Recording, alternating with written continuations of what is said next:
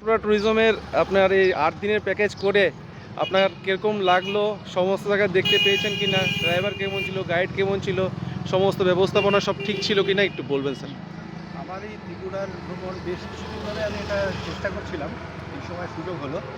সবচাইতে যেটা আমার ভালো লাগলো সেটা হচ্ছে বিভিন্ন জায়গার থাকার ব্যবস্থা, এবং সেখানে যেটুকু ছিল তার খাওয়া দাওয়া একদম ভালো, তাদের ব্যবহার ভালো, সার্ভিস ভালো। বিশেষত মানে আমাকে যে গাড়িটা দেওয়া হয়েছে সেই গাড়িটা এবং যিনি চালিয়েছেন, যারা গাইড করেছেন, সবাই আমার কাছে বেশ পছন্দের ছিল।